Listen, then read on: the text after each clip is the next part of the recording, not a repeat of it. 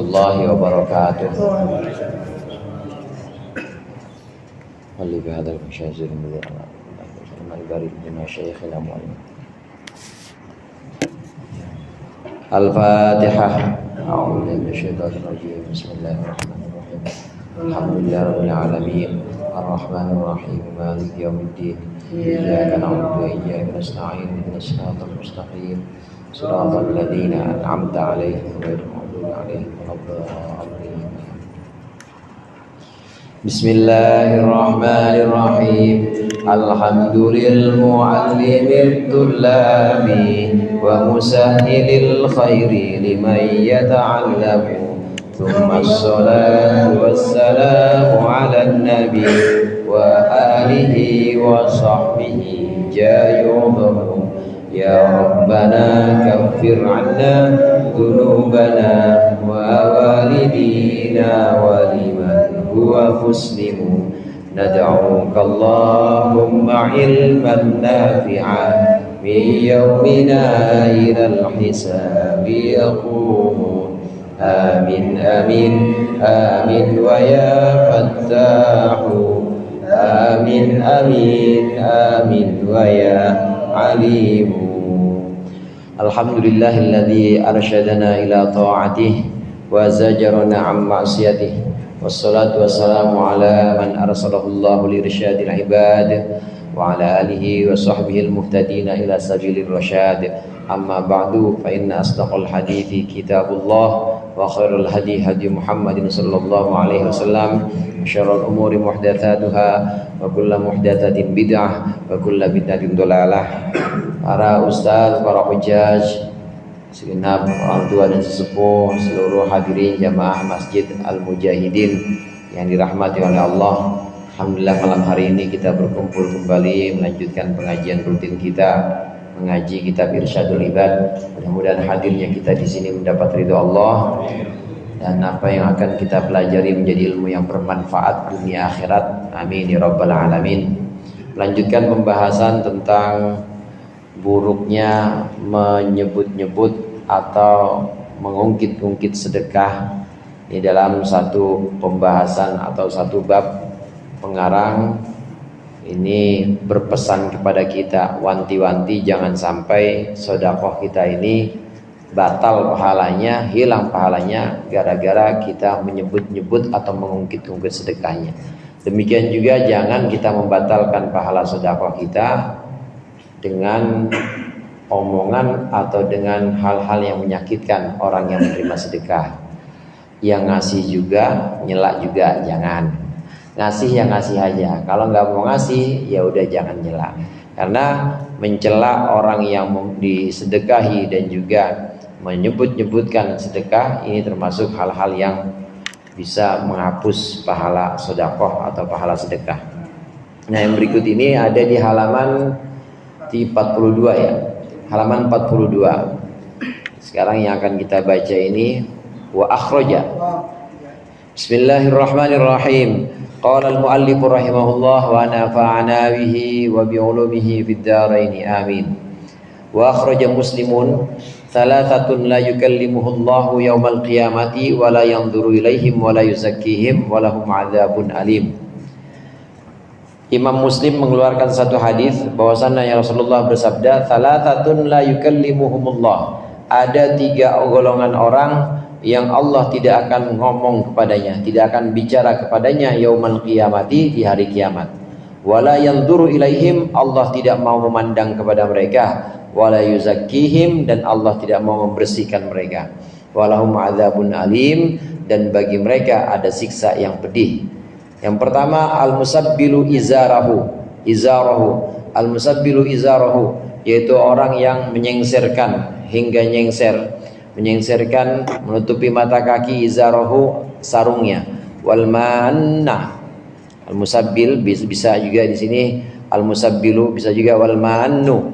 Wal mannu, dan yang menyebut-nyebut, mengungkit-ungkit, alladzi la yu'ti syai'an illa mannahu, yaitu orang yang tidaklah dia memberikan sesuatu kecuali dia sebut-sebut, kecuali dia ungkit-ungkit. Yang berikutnya wal munafiqu, ini bukan munfik tapi al munafiq. Kalau Kalau munfiq artinya yang berinfak atau yang menginfakkan orang. Nah kalau ini munafiq, munafiq ini pakai tasdid. Kalau munafiq orang munafik, orang yang suka mengeluarkan sesuatu atau orang yang suka menampakkan sesuatu berlawanan dengan isi hatinya, namanya munafik. Kalau ini munafiq pakai tasdid. Munafik ini orang yang mempromosikan atau menawarkan silatahu barang dagangannya bil halafil kadibi dengan sumpah palsu. Kata Rasulullah SAW, ada 3 orang nanti di hari kiamat Allah tidak mau ngomong, tidak mau berbicara kepada mereka. Yang dimaksud Allah tidak mau bicara kepada mereka, Allah tidak mau berbicara, artinya tidak mau berbicara dengan pembicaraan yang lemah lembut, atau bahkan sama sekali tidak Allah ajak bicara, Allah diemin, Allah biarkan saja, dicuekin. Kita aja dicuekin sama mertuanya nggak enak rasanya ya. Ini dicuekin sama Allah, diemin. Jadi yang berinteraksi atau yang menghubungkan dia dengan Allah itu malaikat biasanya. Allah udah ogah. Itu artinya la yukallimuhumullah. Kemudian yang kedua, orang ini tidak akan dipandang oleh Allah. Artinya Allah tidak memandang pada orang ini, pada jenis 3 orang ini. Artinya memandang di sini maksudnya Allah tidak mau memandang dengan pandangan rahmat, dengan pandangan kasih sayang. Kan mandang itu ada mandang dengan rasa sayang, mandang dengan rasa cinta, kan ada. Seperti kita mandang anak kita kita lihatin, ini namanya pandangan sayang.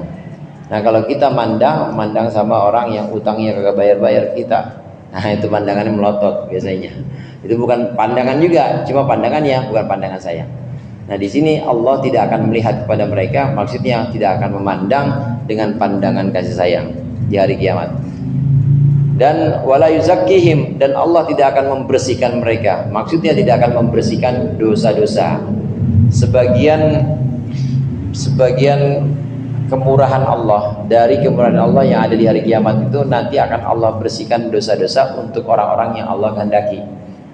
Tetapi tidak untuk 3 orang ini. 3 orang ini Allah tidak mau membersihkan dosa-dosanya. Jadi efeknya banyak tuh Pak, imbasnya. Allah nggak mau ajak omong, Allah nggak mau mandang dia, dan Allah tidak akan mau membersihkan dosa-dosanya dia. Kalau mau bersihkan ya dibersihin dulu ke neraka. Nggak ada ampunan-ampunan atau nggak ada syafaat-syafaat, masuk dulu ke neraka. Siapa saja 3 orang itu? Yang pertama, orang yang menyengserkan atau yang memanjangkan kain sarungnya sampai menutupi mata kaki. Hadirin jamaah rahimakumullah, ini yang kadang disebut dengan isbal. Isbal ini diharamkan oleh Rasulullah. Isbal yang dimaksud biqasdil khuyala, dengan niat sombong. Isbal yang dimaksud dengan niat keangkuhan. Angkuh, sombong. Memang zohirnya hadis, secara tekstual Rasulullah menyebutkan orang-orang yang tidak akan masuk surga itu adalah orang yang memanjangkan celananya atau sarungnya atau jubahnya sampai nutupin mata kaki, namanya isbal. Nah, yang dimaksud di sini adalah biqasdil khuyala, dengan niat sombong atau bangga atau angkuh, ngerasa paling tinggi. Nah, kalau tidak ada niat seperti itu, emang celananya kegedean, cuma karena boleh ngasih, ya. Celana kan ada yang BHS. Celana ada yang BHS, Ustaz. BHS itu bahan hasil soanan dari muridnya, maksudnya dikasih. Ya, itu ketika kegedean, gimana lagi orang kegedean, akhirnya nutupin mata kaki. Kalau niatnya memang bukan niat bangga atau angkuh, nggak apa-apa.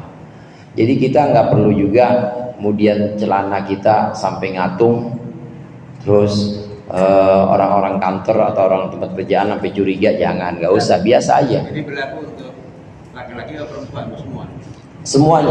Semuanya berlaku. Perempuan ya laki-laki nggak boleh memanjangkan celananya atau bagian penutup bagian bawah, bisa celana, bisa kulot atau rok, segala macam lah bagian bawah itu berlaku untuk laki-laki maupun perempuan. Yang tidak boleh di sini, yang haram biqasdil khuyala, atau dengan maksud angkuh atau sombong.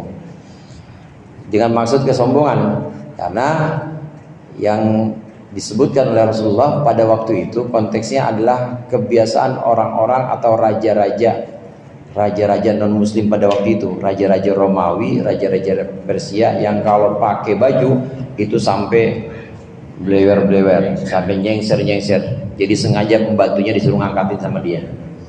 Itu kesombongan, menunjukkan bahwa wah, bajunya ini mahal, bahannya aja, bahan segitu mahalnya dia nyengser-nyengser. Segitu mahalnya. Kalau pengantin, pakai pengantin apa dipegangin bagaimana? Iya, kalau niatnya hanya buat ini, bukan niatnya hanya buat satu apa? Sama, tergantung niatnya. Jadi di sini balik lagi because deal khuyala. Iya, ilatnya hadis ini, ilatnya adalah kesombongan atau keangkuhan. Kalau dia memanjangkan pakaian bagian bawahnya sampai nutupin mata kaki, niatnya sombong, niatnya ngerasa paling tinggi atau paling hebat, maka haram, nggak boleh. Jadi ilatnya di situ adalah sombong. Nah kalau nggak sombong nggak apa-apa. Emang tadi saya bilang emang dia belum ini pakai sarungnya belum tapi fasih gitu, dodoran lagi, emang begitu gimana lagi? Niatnya bukan sombong, nggak apa-apa, nggak haram. Nggak haram, nggak apa-apa. Kita pakai celana ikutin kayak orang umum aja, nggak usah pakai ngatung-ngatung, ikutin kayak orang umum biasa. Karena memang niatnya kita bukan sombong. Justru yang bahaya hadirin, niatnya tadi kan sombong. Justru yang bahaya pakai celana ngatung tapi sombong. Oh bahaya tuh. Pakai celana tahu RCTI, rombongan celana tinggi Indonesia. Itu. Pakai yang bahaya itu pakai celana ngatung atau pakai sarung ngatung, sama aja sarung juga.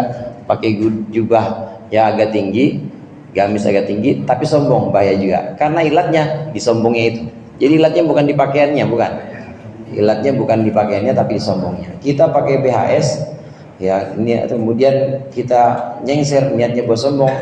BHS segitu mahalnya, gua injek-injek misalnya, niatnya sombong, haram juga. Begitu juga ya kalau kita tinggiin sampai di atas mata kaki tapi niatnya sombong juga, maka haram juga. Jadi di sini ilatnya adalah sombong.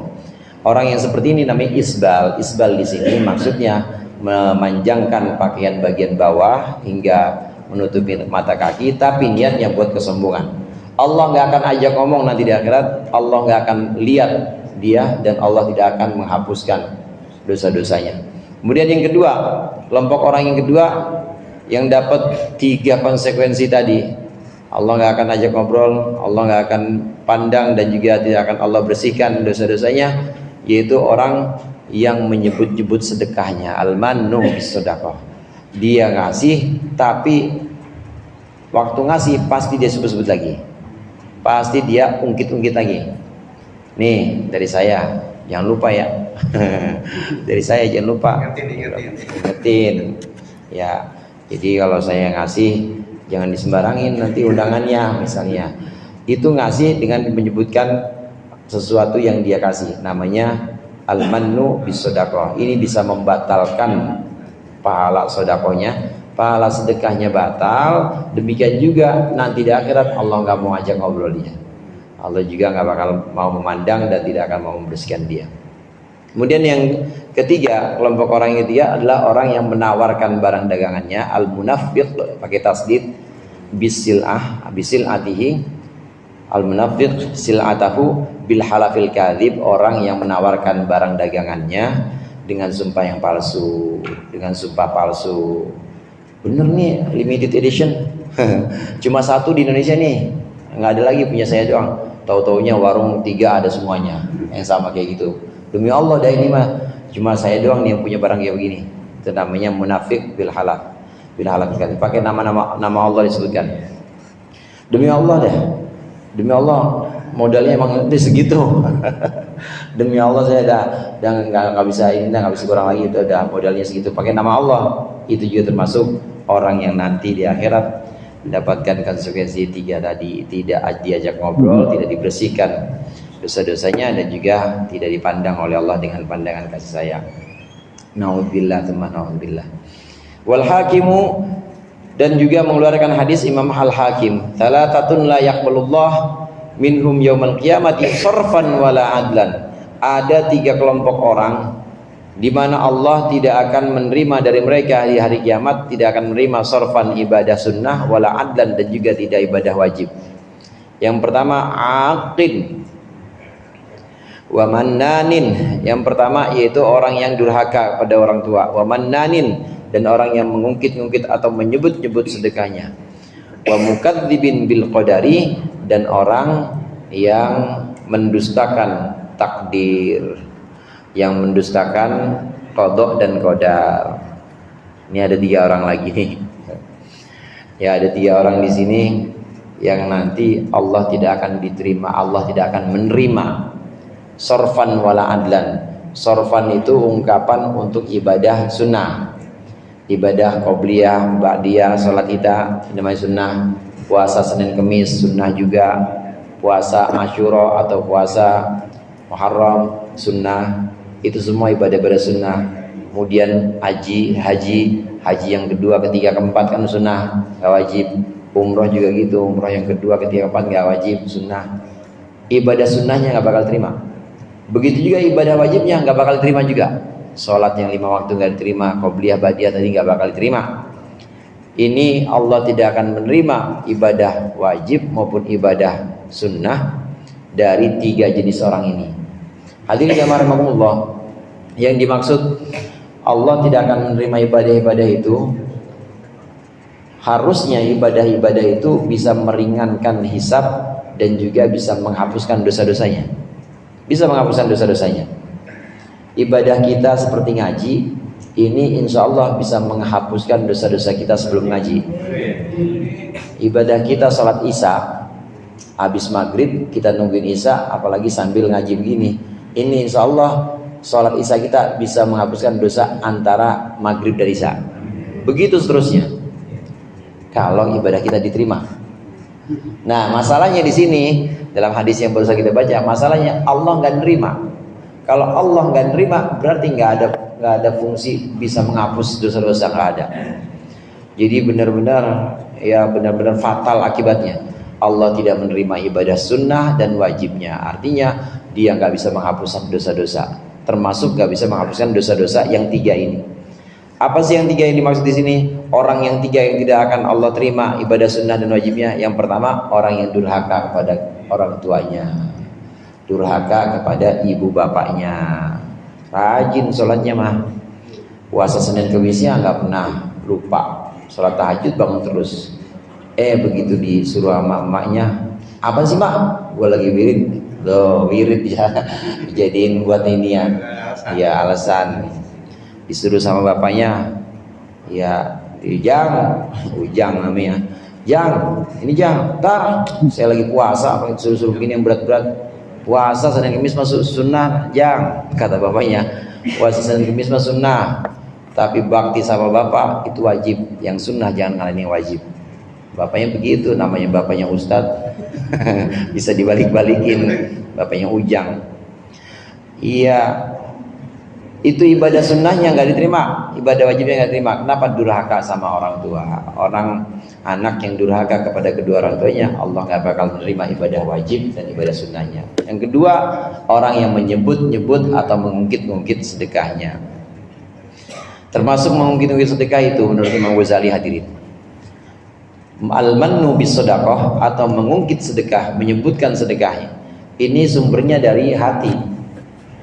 Dia sikap hati atau satu bentuk kecenderungan hati. Kalau orang yang sikap hati atau kecenderungan hatinya memang merendah atau tawadhu, dia nggak bakal menyebut-nyebut atau mengungkit sedekah. Tapi kalau orang yang hatinya cenderung tinggi, ini dia menganggap bahwa yang memberikan adalah dia. Ngasih sumbangan pada yatim piatu, santunan, dia ngasih 5 juta. Hatinya udah ngerasa tinggi. Itu belum keucap saja, menurut Imam Ghazali belum terucap aja, itu sudah menyebut-nyebut sedekah, sudah al-mannu bis sedekah, dan sudah bisa membatalkan pahala sedekah. Kata Imam Ghazali. Lah kan belum disebut Ustaz, baru dalam hati. Meskipun belum disebut, tapi Allah tahu hatinya itu ngomong terus. Ya gua, yang 5 juta kan gua itu. ngomong terus, iya tahun depan gue pengen begini lagi nih, gue tambahin. Asal tahu aja panitia mah. Jangan ini, masa 5 juta gue nggak sambutan. Terus disebut-sebut. Walaupun nggak keucap dan nggak kedengeran panitia, nggak kedengeran orang lain, nggak kedengeran sama anak yatim, anak piatunya nggak dengar, tapi Allah mendengar hatinya. Al-mannu bis sedekah atau ngungkit-ngungkit sedekah ini mulai dari hati, sikap hati.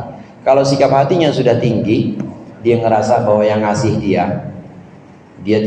dia lupa bahwa sebenarnya Allah itu nitipkan pada dia untuk diberikan kepada yatim piatu. Kalau dia lupa seperti itu, maka dia merasa tinggi, muncul yang namanya ngungkit-ngungkit. Karenanya meskipun dalam hati itu sudah termasuk al-mannu bis sedekah atau ngungkit-ngungkit yang bisa membatalkan. Apalagi sampai disebut-sebut. Apalagi sampai diungkit-ungkit. Kalau ngungkit-ngungkitnya di panitia, ya udah itu namanya al-mannu bis sedekah, batal. Kalau ngungkit-ngungkitnya di depan anak yatimnya sampai anak yatimnya sakit hati, batal benar-benar pahalanya, dan dia punya dosa juga nyakitin anak yatim itu. Orang yang nyebut-nyebut pahala sedekahnya, menyebut-nyebut sedekahnya, hadirin, ini karena hatinya merasa tinggi, dia lupa kepada Allah. Sebenarnya Allah yang memberikan, yang bikin dia itu gampang rizkinya, yang menuntun dia untuk bisa ngasih pada fakir miskin atau yatim piatu, itu sebenarnya Allah. Dia cuma perantara aja. Orang yang memberikan infak itu sebenarnya cuma perantara. Tapi yang menggerakkan semuanya, dari dapat rizkinya gampang, kemudian di niat hatinya tuh gerakan hati, kemudian Allah tuntun untuk tekadnya supaya benar-benar ngasih, itu semua Allah yang nuntun, dan dia nggak model apa-apa. Tapi habis itu dia lupa kalau Allah yang menuntun semua. Dia ngerasa nih gua nih yang ngasih, lu yang gua kasih kudu nurut. Nah, orang yang dikasih penerima sedekahnya, apakah itu yatim atau itu fakir miskin, ini kan orang-orang yang sebenarnya nggak mau sebenarnya. Emang ada orang pengen miskin, Pak? Nggak ada. Orang pengen fakir kan nggak ada. Orang pengen yatim juga kan nggak ada. Pengen menderita kan nggak ada. Sebenarnya dia tuh udah hancur hatinya. Dia itu udah orang yang sedih dan orang yang sebenarnya nggak mau punya bagian atau punya nasib yang begitu, nggak mau. Hatinya sudah hancur. Nah, kemudian ketemu sama orang ngasih, tapi ngasih yang ungkit-ungkit, makin hancur hatinya. Itu yang membuat pahalanya batal atau gugur semuanya. Dia nggak pernah milih jadi anak yatim, nggak pernah milih jadi orang miskin, ketemu orang kaya tapi ngasih sambil ungkit-ungkit. Nih gua kasih ya, lu urat miskin sih, besok-besok kayaan. Nah, besok-besok dipakai nih, kalau gua kasih duit pakai buat modal kayak. Panjang ngomongnya. Itu namanya menyebut termasuk al-mannu bis sedekah yang bisa membatalkan pahala sedekah. Bahayanya nanti di akhirat Allah tidak akan menerima ibadahnya. Ibadah fardunya seperti sholat, haji dan lain sebagainya, puasa Ramadan, enggak Allah terima. Ibadah sunnah yang lain termasuk sunnah sedekah ini enggak Allah terima. Dan juga dia punya dosa nyakitin fakir miskin, enggak bisa kapus. Ya gimana kapus? Orang amalan-amalan dia nggak diterima semua, istighfarnya dia astagfirullahaladzim nggak diterima sama Allah, naudzubillah, karena nyebut-nyebut sedekah. Kemudian yang ketiga, orang yang mendustakan qadar. Qadar ini dibaca dengan fathah. Ada qadrun, kalau qadrun dalnya sukun itu artinya ukuran atau kemuliaan. Inna anzalnahu fi lailatul qadri, dalnya sukun itu artinya kemuliaan. Lailatul qadri, malam kemuliaan. Tapi kalau kita baca dalnya fathah, qadar. Qadar itu artinya ketentuan atau ketetapan Allah. Ini yang kadang kita sebut sebagai takdir. Termasuk orang yang tidak Allah terima amal sunnah dan amal wajibnya adalah orang yang mendustakan qadar atau mendustakan takdir. Jangan sekali-kali kita mendustakan takdir. Maksudnya mendustakan takdir di sini, kita nantang takdir atau tidak menerima dengan takdir Allah. Cukuplah kiranya kita bersabar. Kalau Allah mentakdirkan kita mentakdirkan kita mendapat musibah, maka cukuplah dengan sabar itu. Cakap lagi kalau bisa ridho. Ridho itu lebih tinggi dibanding sabar. Kalau sabar tidak mengeluh, tarkul jaza. Sabar itu definisinya tarkul jaza atau tidak ngeluh. Tapi masih boleh ngeluh kepada Allah, asal jangan ngeluh di Facebook aja. Ya dapat musibah ngeluhnya di WA, dia jadiin status. Itu namanya udah ngeluh, udah nggak sabar. Tapi kalau dia diam, dia simpen dan berusaha untuk tenang, tapi malam-malam dia nangis, ngadu sama Allah, benar-benar berduaan doang, itu masih dibilang orang sabar, masih boleh. Memahami atau menyikapi takdir ini, maka kita harus dengan sabar. Bagus lagi kalau bisa ridho. Ridho ini dia merasakan bahwa yang Allah pilihkan untuk dia adalah yang terbaik, dan dia nggak mau pindah dari itu, nggak mau pindah dari pilihan Allah, karena dia yakin Allah maha baik, Allah maha mengetahui. Nggak mungkin Allah memilihkan untuknya sesuatu yang buruk, nggak mungkin. Dah, saya ridho di sini aja, saya nggak pengen doa apa-apa. Kalau orang ridho nggak mau doa apa-apa, udah bersyukur aja. Dapat takdir baik bersyukur, dapat takdir buruk bersyukur dia, bukan bersabar. Syukur semuanya sih kalau orang ridho. Jadi ridho sama syukur cakep. Ya Haji syukur sama Haji ridho. Pokoknya kalau orang ridho itu pasti isinya syukur, isinya maksud saya, isinya syukur semuanya. Dia kena nikmat syukur, kena bala syukur, karena udah ridho. Apapun ketetapan Allah, takdir Allah, dia ridho aja. Orang yang mendustakan takdir, maka nanti tidak Allah terima amal sunnahnya, amal wajibnya gak akan Allah terima. Lagi pula hadirin, kan dalam satu hadis kan disebutkan, man lam yardha bi qada'i, barang siapa yang tidak ridho dengan ketetapanku, maka falyakhruj min ardi wal yatlub rabban siwai. Siapa yang tidak ridho dengan ketetapanku, maka keluar dari bumiku. Mau ke mana? Mau ke planet Mars. Punya Allah juga planet Mars. Mau ke mana? Mau ke Jupiter. Lah Jupiter MX udah gak ada sekarang. Jupiter punya Allah juga. Mau ke mana pindah? Semuanya bumi Allah. Siapa yang tidak ridho kepada ketetapanku, maka pindah dari bumi Allah. Begitu juga siapa yang tidak ridho kepada ketetapanku, maka cari Tuhan selain aku. Cari Tuhan selain aku. Karenanya qadar atau takdir ini harus, bahkan ini merupakan yang penting di rukun iman, itu termasuk yang orang-orang itu jarang sekali ngebahasnya. Biasanya rukun iman ya cuma sampai iman kepada hari akhir dan iman kepada qada dan qadar, padahal wajib juga itu, wajib.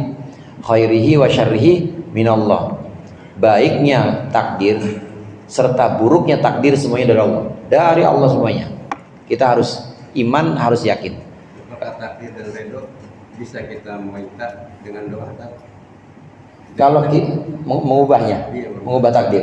Kalau kita mengubah takdir dengan doa, maka namanya bukan ridho, tapi namanya sabar. Karena kita masih pengen pindah. Kita pengen mengubah takdir, itu berarti kita masih sabar.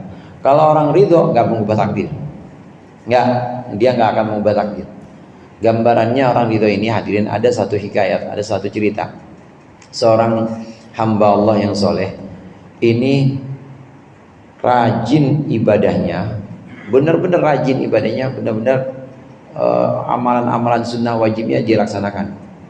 Nah kemudian ada pada satu waktu, ada kesempatan, malaikat itu datang kepada dia. Kemudian malaikat menyampaikan rahasia. Wahai fulan, sesungguhnya takdirmu nanti di neraka, dan aku sudah Allah beritahu. Diam aja dia. Allah menuliskan itu untukku, kata orang soleh ini. Iya, aku ridho meskipun Allah memberikan takdir yang buruk seperti itu, aku tetap ridho. Nah kemudian malaikat ini kembali lagi pada Allah, dan ketika dilihat catatannya ternyata di surga. Jadi ini surga. Tanya malaikat, ya Allah kenapa ini kok berubah? Kenapa ini berubah?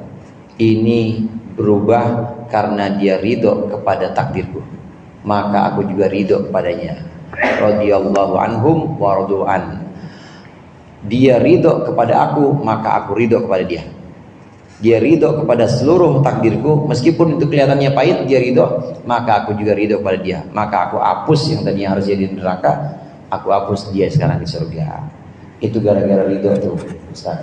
Ridho benar-benar nggak pindah, tidak akan memohon kepada Allah untuk dipindahkan dari tempat itu ke tempat yang menurut dia lebih baik. Karena menurut dia yang sekarang sedang dia jalani, dia yakin itu pilihan Allah, dan Allah nggak mungkin menjerumusin dia. Allah nggak mungkin membuat dia itu terbengkalai atau menderita dengan ketetapan itu. Wan Nasaiyu la yadkhul jannata khibbun wala bakhilun la mannan. Imam Nasai mengeluarkan satu hadis, tidak akan masuk surga 3 orang, yaitu khibbun, orang yang suka nipu, wala bakhilun, dan juga orang yang bakhil atau pelit, wala mannanun, dan juga orang yang menyebut-nyebut sedekahnya. Ini 3 orang yang nggak akan masuk surga, kecuali Allah bersihkan dulu. Bersihkan gimana? Di neraka. Ya, di neraka bersihnya. Jadi mampir di 3 orang ini pasti, meskipun orang Islam, dia pasti mampir dulu ke neraka, yaitu orang bakhil, orang yang suka tipu-tipu, dan orang yang suka menyebutkan pahala sedekahnya, ini mampir ke neraka, dibersihin dulu. Karena neraka nggak ada orang bakhil, saudara. Di neraka nggak ada orang tipu-tipu. Di neraka nggak ada orang yang suka nyebut-nyebut sedekahnya dengan bangga. Dan itu sifat itu cuma bisa dibersihin di sorga. Nggak ada orang tipu-tipu. Di sorga nggak ada orang menyebut-nyebut sedekahnya. Di sorga nggak ada orang bakhil. Nah, untuk membersihkannya, masuk surga harus steril. Nah, untuk membersihkannya, maka dibersihkan di neraka dulu. Hilangin dulu sifat-sifat bakhilnya, dosa-dosa bakhil, dosa-dosa mannan tadi, dosa-dosa khib, ini semuanya dihilangkan baru masuk surga. Allahumma anfa'na bima 'allamtana wa 'allimna ma yanfa'una warzuqna fahman nabiyyin wa hifdzal mursalin haman malaikatul muqarrabin bi rahmatika ya arhamar rahimin. Sallallahu alaihi wasallam Muhammad wa alihi wasallam walhamdulillahirabbil alamin. Mudah-mudahan bermanfaat. Wassalamualaikum warahmatullahi wabarakatuh.